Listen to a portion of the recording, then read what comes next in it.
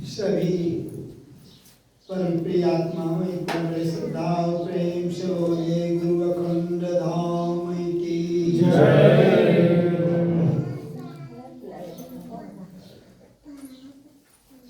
बहुत ही आनंद मंगलमय यह जो है सत्संग का आयोजन हमारे सभी प्रिय भक्तजन इस प्राकृतिक वातावरण में बहुत दूर से आए हुए हैं।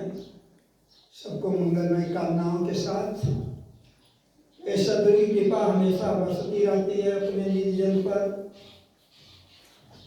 दो शब्द गुरु के सुमिरन मात्र से नासत विघ्न ताते सर्वारंभ में सुमिरत है सब संग। पहला लक्ष्य ध्यान मूलम गुरु मूर्ति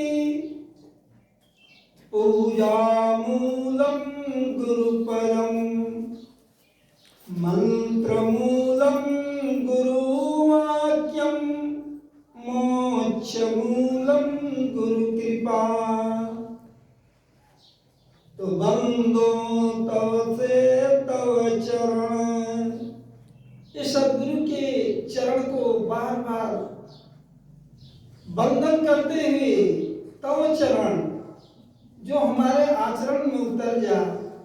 तो दंडवत गोविंद गुरु बलदाय भजन सोय पहिले भय प्रणाम तिन नमो जो आगे होय। प्रेम से बोलिए युग पुरुष नित्यावतार परमहंस स्वामी श्री हरिशंकरानंद जी महाराज की जय। सभी प्रियजन अपने अपने स्थान पर विराजे। सभी लोग बैठ जाए। आज का जो सत्संग एक गुरु शिष्य का पावन रिश्ता, एक शिष्य कैसे अपने परम लक्ष्य को प्राप्त करता है, इस जीवन का सार सत्य सनातन यही है। इसलिए ये शुरुआत हर शास्त्रों से, सनातन से जो शाश्वत है। कृपा तभी होती है।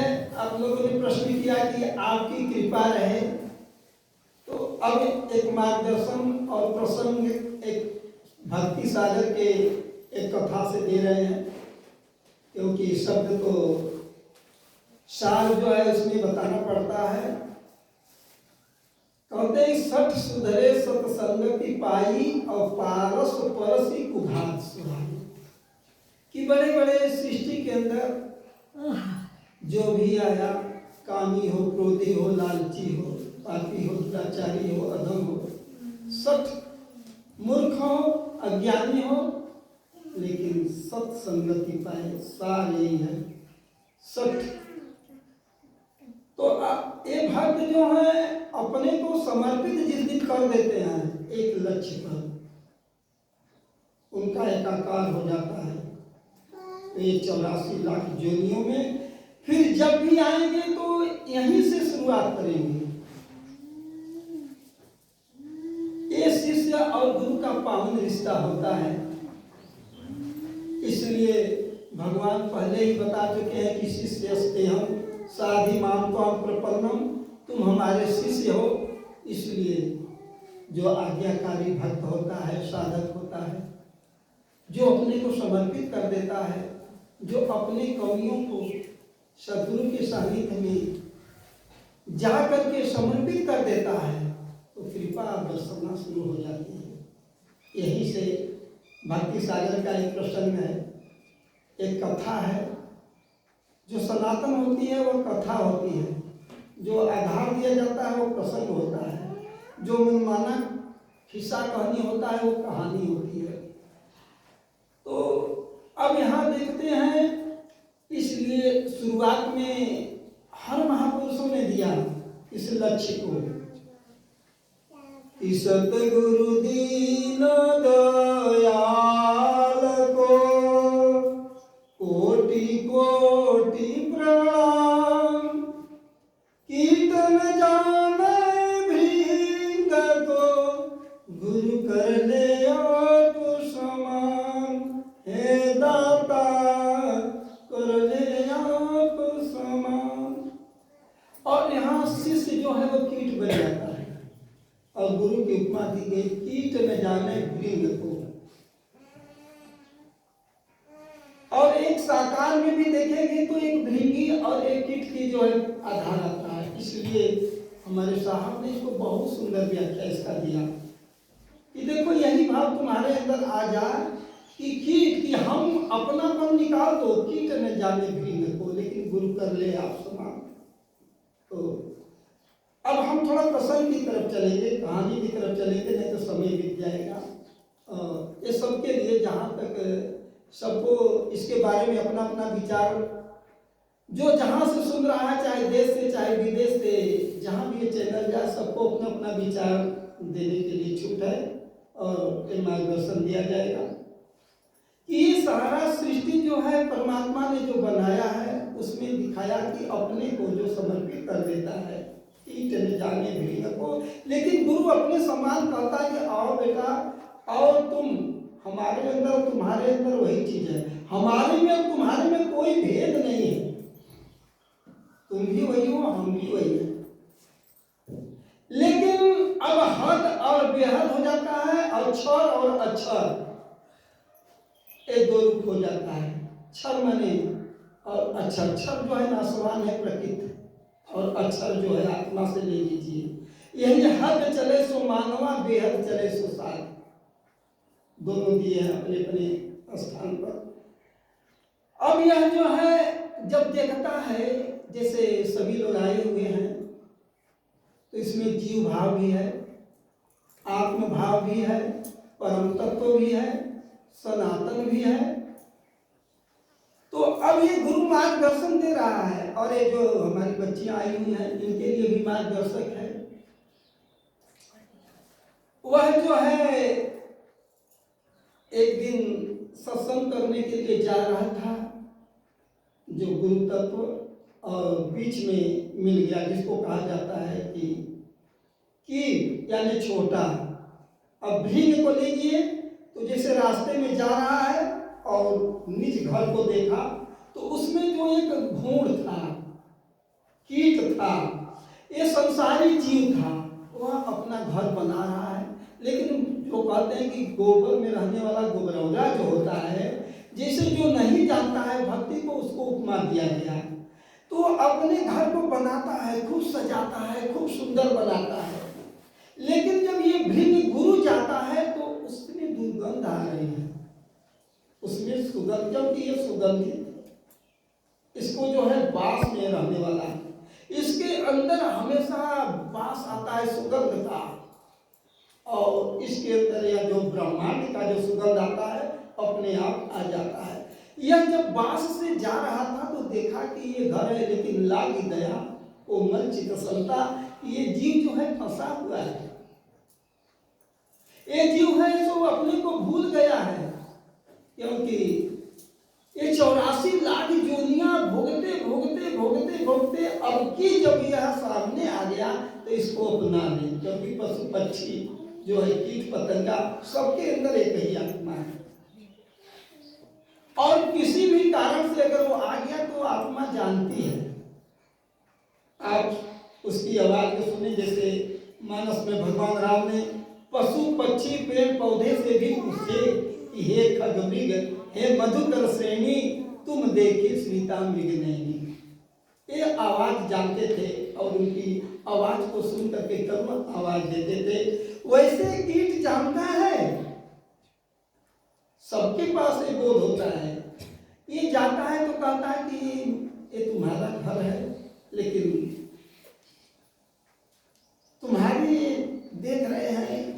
विचार है जो ये बना रहे हो, इसमें से बहुत दुर्गंध आता है, हमारे घर चलोगे? देखिए यही यहाँ प्रश्न होता है कि तुम हमारे यहाँ चलोगे? वो कहता है कि नहीं, हमारे घर में पहले बात करिए, हम इतना सजाए। आदेश देता है और उस घर को खूब सुंदर बना देता है। और क्या करता है कि उसमें से जहाँ तहाँ गंदगी और सजा देता है, उसका यही काम है। क्योंकि वो जैसे लोग देहात में कहते हैं कि गोबरौला, गोबर में रहने वाला, और चलना शुरू करके वो घर बनाता है। अब ये जाता है, ये भ्रम नहीं करता है, कहता है कि आदेश है, अब तुम मित्र हो गए। भगवान कहते हैं कि सुहृदम सर्वभूतानां, अब तुम हमारे मित्र हो गए, तो हमारे में तुम्हारे में कोई भेद। गुरु भी कहता है कि गुरु सेवक अवतार जो गुरु को समझे मित्र, तुम लोग भी मित्रता का भाव है, तुम्हारे में कोई भेद नहीं है। भगवान कृष्ण भी कहते हैं कि देखो मित्र हो गए तुम, लेकिन हाय कब से दुखी था तू भैया, हाल अपना नहीं तू बताया, मित्र जो ना मुसीबत को समझे, मित्र होने के काबिल नहीं। इतना दिन से तुम दुखी हो और दरवाजा खटखटाया नहीं, और जब तक दरवाजे के अंदर नहीं आओगे दरवाजा नहीं, यहां आना पड़ेगा। और यही भगवान और हमारे हनुमान जी जो हैं यही कहते हैं कि राम द्वारे हम हमेशा दरवाजा पर रहते हैं, हमेशा आपके गेट पर रहते हैं। तो राम द्वारे तुम रखवारे, होत न आज्ञा बिन पैसारे, पहले से पहचान जाते हैं। तो बड़े भाग्यवान जीव की होती है जो गेट को लांग जाता है। और उसके अंदर एक क्रिया होती है, संत के अंदर वो क्रिया होती है। देखिए वो प्राणायाम करता है, लगाया प्राणायाम, तन थी, मन थी, वचन थी, सुरति निराया ने सबको एकाग्र करके चला गया, प्राणायाम लगाया उसके घर में। और तब तक वो अपने जो है क्रिया को नहीं छोड़ा, सांस को बांध लिया और पूरा घर में देखा। कहता है कि मित्र तुम्हारा घर बहुत अच्छा है। ये नहीं कहता है कि तुम्हारा घर गंदा है, तुम्हारा घर बहुत अच्छा है, लेकिन हमारे घर आओ, हमने तुम्हारे घर को देख लिया। कहता है ठीक है, तो तुम्हारे घर हम आएंगे। और पता बता दिया, यही पता कोई नहीं बताता है।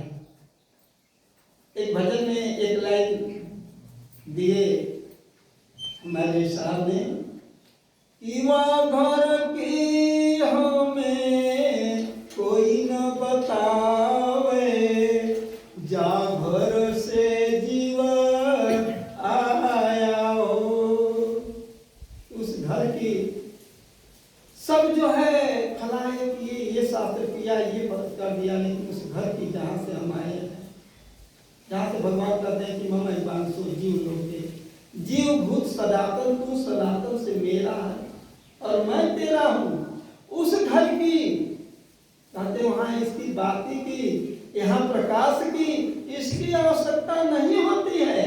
भगवान कहते हैं न तद वास्ते सूर्यो न शशांको न पावक यद गत्वा नर्तन्ते तद धाम। वह मेरा धाम है, वह मेरा घर के एक कण के अंश से सभी लोग प्रकाशित होते हैं। वहाँ अनन्य भान के ज्योति, वही अमरलोक में हंसा चुगे बोलने। उस घर की पता कोई नहीं बताता। तो ये हंस जो है दुखी हो जाते हैं, लेकिन निमंत्रण दे देता है कि आओ मेरे घर बैठ जाओ, मेरे घर आओ। और यह जो है प्रियजनों खोजते खोजते पहुंच जाता है, और जब उसके घर जाता है तो देखता है कि ये बगिया हरी भरी लगी हुई है, अनेकों लाखों उस बगिया में हरे भरे एक से एक फूल फूले हुए हैं, एक से एक सुगंध वातावरण है। और वहां ये जब जाता है भृंग के यहाँ, तो कहता है कि मित्र जाकर के आगमानी करते हैं। जैसे भगवान कृष्ण ने तुरंत आगमानी के दौड़े हुए आए, वैसे जब मित्र को देखता है कहता है कि अरे तुम मित्र आया हुआ है, लेकिन है तो संसारी, है तो प्रकृति में रहने वाला, है तो ये संसार जैसा घर बना चुका है और उसी में ढल रहा है। और ये हमारे घर में आया तो पहले आवत ही हर्षो नहीं, तुलसीदास कहे मानस में कि आवत ही हर्षो नहीं, नैनन नहीं सने, तुलसी वहां न जाइए कंचन वैसे। कि वहां पर और गृहस्थ लोग कहते हैं कि आवत आदर नहीं कियो, जात न कियो हर्ष, इतने में दो गए पाहुन और गृहस्थ। जब कहते हैं भैया हो गई, यही जो है जीवन का, यही परमात्मा का विधान, एक गुरु शिष्य का रिश्ता है। गुरु कर ले आप सुना, आओ मेरे बगिया में, आओ मेरे प्रियजनों, हमारे पुण्य आत्माओं, तुम संस्कारित हो, तुम सनातन हो, तुम भी वही हो, बस यही थोड़ा सा अंतर है। घड़ी कह रही कि टाइम बाबा का खत्म, और हम लोग कह रहे हैं कि थोड़ा पूरा हो जाने दीजिए। तो एक लक्ष्य है, तो जब बगिया में गया हो तो देखते थे पहले ही गया तो वहां क्या खिला हुआ था, कमलवा कमल। और कमल तब तक खिलता है जब तक सूर्य का प्रकाश रहता है, उसके बाद तो बंद हो जाता है। और जब ये कहीं फूल पर गया और उसका जब इसको बास मिला, क्या आनंद है। अतिया नंदऊ मगियनु रागा, अति आनंद। तुम भी सच्चिदानंद, परमानंद, ब्रह्मानंद, वहां आनंद हो, लेकिन कहाँ हो, क्षर में हो। थोड़ा सा आगे बढ़ो, जीव भाव में हो, थोड़ा सा आगे बढ़ो, हद में हो, थोड़ा सा आगे बढ़ो, बेहद में आओ। थोड़ा सा हमको बढ़ना है, और जो ही गया तो फिर अब सैर नहीं कर रहा है, बस उसी में बैठा शाम। और वो मित्र है कह रहा है कि देखो ये सब आपका है, ये बगिया आपकी लगाई हुई है, चाहे जहां आनंद ले लो, सब आप ही का है। गगन मंडल में भर किया सहज शांति सुख संग। अब हमारे घर में आए हो और इसमें आनंद ही नहीं, इसमें दुख नाम की कोई चीजें नहीं, बस दो को ही मारना है, आशा तृष्णा। कहीं इसमें जरा सा सुख ही सुख है।